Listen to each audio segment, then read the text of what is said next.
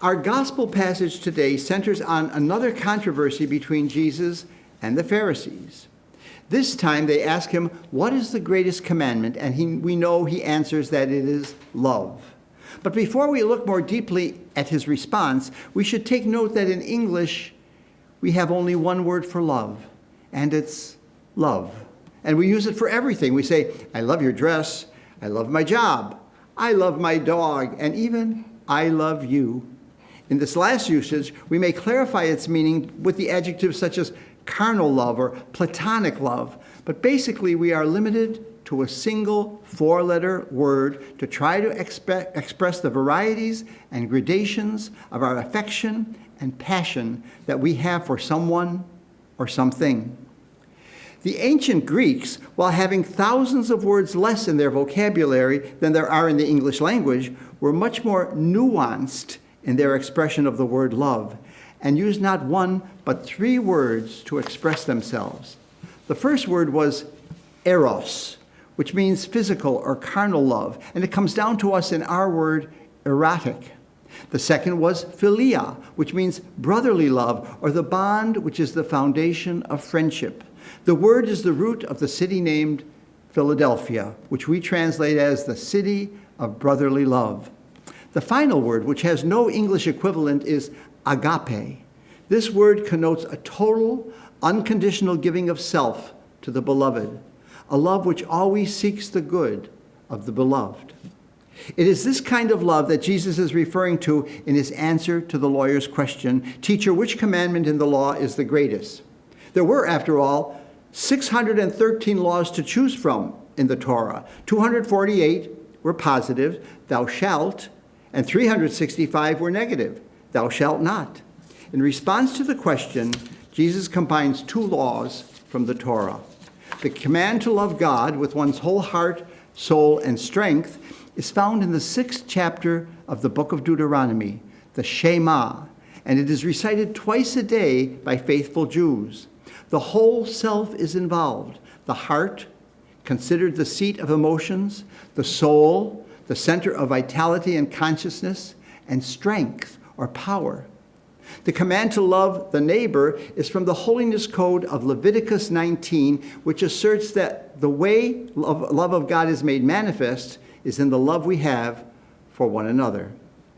These are not really two separate commands then, but rather two faces of the same love, two sides of the same coin. Scripture commentator Sister Barbara Reed points out that, quote, what is not explicit in this text, but appears in many other places in Scripture, is that God's love is always prior. Before one is able to demonstrate love of God and love of neighbor, God has taken the initiative of loving us. I always tell parents at baptisms that they are pledging themselves to deepen and strengthen the relationship that their child is beginning with God through baptism. And they can do this through a variety of ways. They can read their child Bible stories, teach them their prayers, bring them for their other sacraments, send them to religious education classes. But I make it clear that before they do anything of that, they are already teaching their children the most important thing about God, in that they love their child. And they love their child unconditionally. The baby hasn't done anything yet. The baby hasn't helped with the housework, hasn't done any homework from school, hasn't contributed to the household budget. The parents don't love their child for what they do. They love their child for who that child is. Their love for their child is not predicated on what the child has done to earn that love. Their love is unconditional. And that's why a mother's love and a father's love is like God's love, because it comes first. We don't earn God's love. God always loves us first. When we realize this, when we become open to God's free, unmerited, unbounded love, then we have the capacity to give love in return.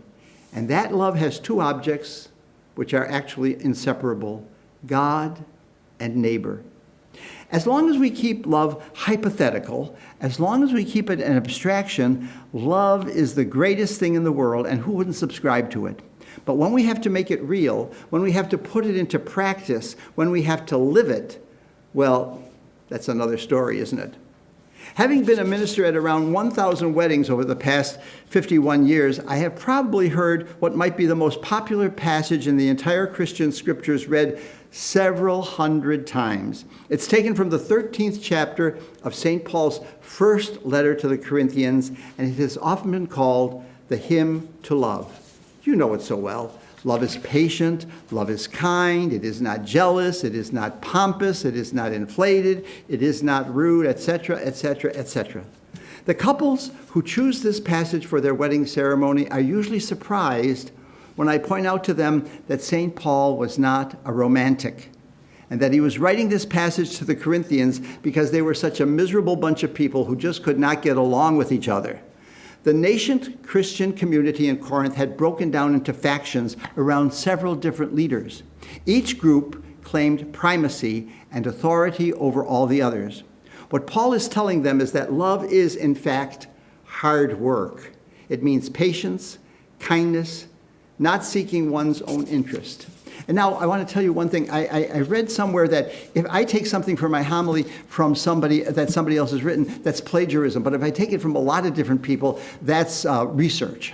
Well, I've done my research for this homily, but I do want to acknowledge that what I'm going to say now, I once heard our weekend assistant, Monsignor Angelo Caligieri, preach on this text. And this is what he had to say. He wisely suggested that formula from Paul's 13th chapter is a formula for any successful relationship, but it can also be trivialized by turning it into mere romantic platitudes. In order to avoid this, he suggests that one could examine one's success in realizing this inspiring vision of love's quality by removing the word love from each phrase and inserting one's own name.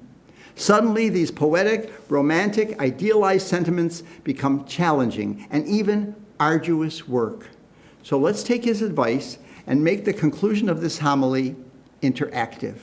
I'm going to read these familiar verses of the 13th chapter of Paul's first letter to the Corinthians, but I'm going to pause slightly before each phrase, and you're going to say your name.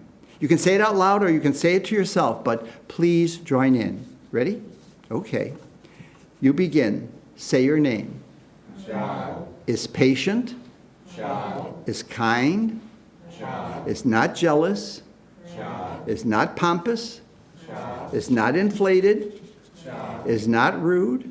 Child. Does not seek his or her own interests. Child. Is not quick-tempered. Child. Does not brood over injury.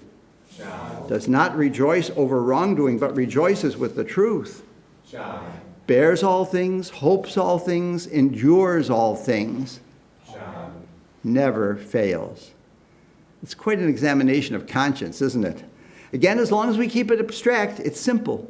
But make it personal, make it your own, make it the way you're trying to live, and that's the challenge. But because we are first and always loved by God, then we can be up to that challenge.